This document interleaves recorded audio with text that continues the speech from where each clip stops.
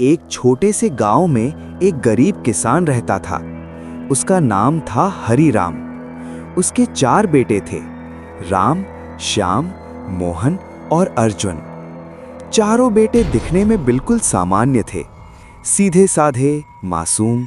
लेकिन उनमें से एक वैसा नहीं था जैसा दिखता था।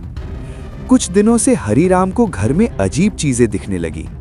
रात को कहीं से सरसराने की आवाज आती, कभी दरवाजे अपने आप खुल जाते और कभी उसे लगता जैसे कोई उसे घूर रहा है।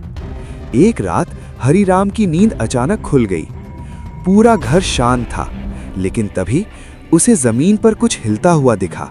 उसने ध्यान से देखा, एक लंबा काला सांप धीरे धीरे रेंग रहा था और वो सीधा जा रहा था उसके बेटों के कमरे की तरफ। हरी राम का दिल जोर जोर से धड़कने लगा। वो धीरे धीरे उस सांप के पीछे चलने लगा। सांप जाकर रुका अर्जुन के बिस्तर के पास और फिर वो चुपचाप उसके बिस्तर के नीचे घुस गया। हरी राम के पैरों तले जमीन खिसक गई। ये सांप अर्जुन के पास ही क्यों गया? उसने डरते डरते अर्जुन को देखा। अर्जुन गहरी नींद में था, लेकिन उसके चेहरे पर एक अजीब सी मुस्कान थी। उस रात के बाद हरी राम को यकीन हो गया कि उसके 4 बेटों में से एक बेटा बिल्कुल अलग है। क्या अर्जुन का उस सांप से कोई संबंध है? और क्या सच में चारों बेटों में से एक नकली है? अगली सुबह हरिराम पूरी रात की बात सोचकर परेशान था। वो बार बार उसी सवाल में उलझा था कि वो सांप अर्जुन के पास ही क्यों गया। सुबह जब चारों बेटे उठे, हरिराम ने उन्हें ध्यान से देखा। राम बिल्कुल नॉर्मल, श्याम हंस रहा था, मोहन काम में लग गया, लेकिन अर्जुन वो चुप था और उसकी आंखें कुछ अजीब लग रही थीं। हरिराम ने सच जानने के लिए एक योजना बनाई। उसने कहा, आज तुम चारों मेरे साथ खेत में काम करोगे। खेत में काम शुरू हुआ। राम और श्याम मेहनत कर रहे थे, मोहन भी धीरे धीरे काम कर रहा था, लेकिन अर्जुन वो बिना थके लगातार काम करता जा रहा था। उसे न प्यास लग रही थी न थकान, और कभी कभी वो जमीन को घूरने लगता। दोपहर के समय सब आराम करने बैठे, लेकिन अर्जुन अकेले ही खेत के किनारे चला गया। हरिराम चुपचाप उसके पीछे गया और जो उसने देखा उसका दिल दहल गया। अर्जुन जमीन के पास झुका हुआ था और धीरे धीरे फुसफुसा रहा था, मैं तैयार हूं। तभी घास के अंदर से वही काला सांप बाहर निकला और अर्जुन के बिल्कुल पास आकर रुक गया।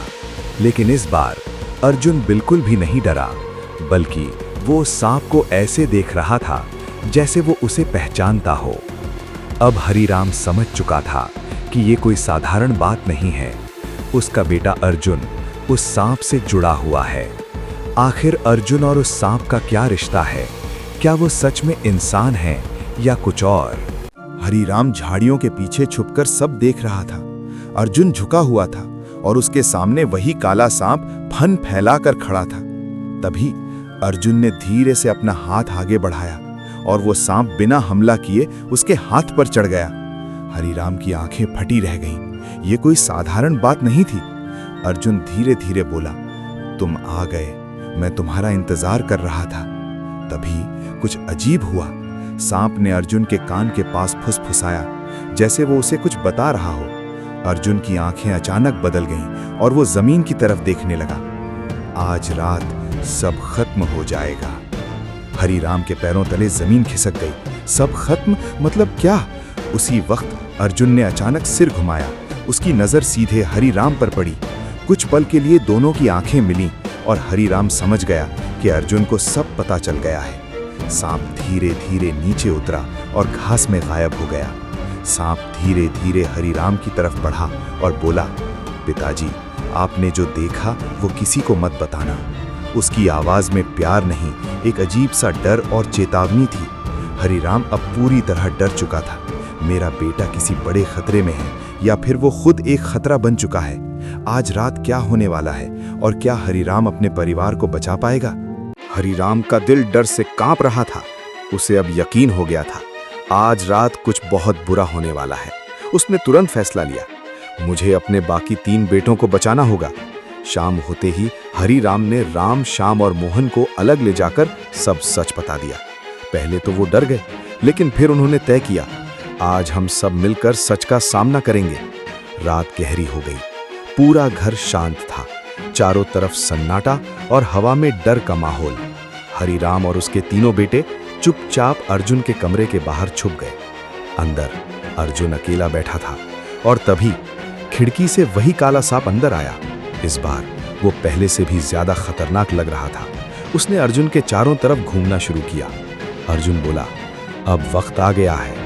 हरी राम ने इशारा किया, अभी, और चारों अंदर घुस गए। जैसे ही उन्होंने अर्जुन को पकड़ने की कोशिश की, सांप जोर से फुफकारा और फिर वो सीधे हरी राम की तरफ झपटा। सब कुछ एक पल में हुआ। घर में चीखें गूंज उठी।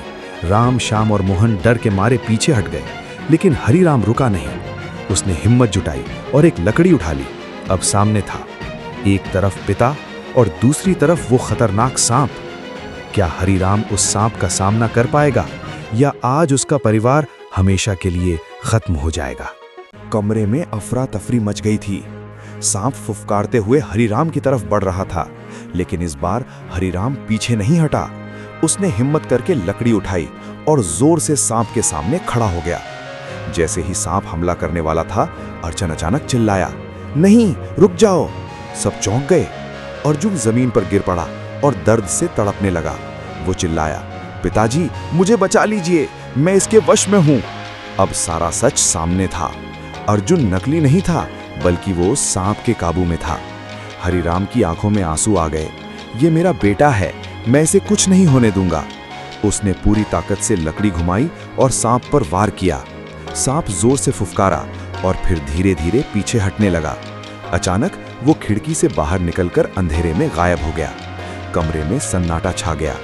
अर्जुन बेहोश पड़ा था, लेकिन अब उसकी आंखें सामान्य थीं। कुछ देर बाद वो धीरे धीरे उठ बैठा। पिताजी, मुझे कुछ याद नहीं। हरिराम ने उसे गले लगा लिया। बाकी तीनों बेटे भी पास आ गए।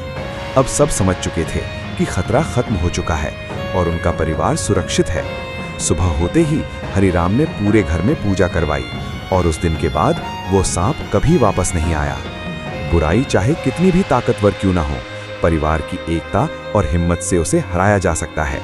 अगर आपको ये कहानी पसंद आई तो वीडियो को लाइक, शेयर और सब्सक्राइब जरूर करें।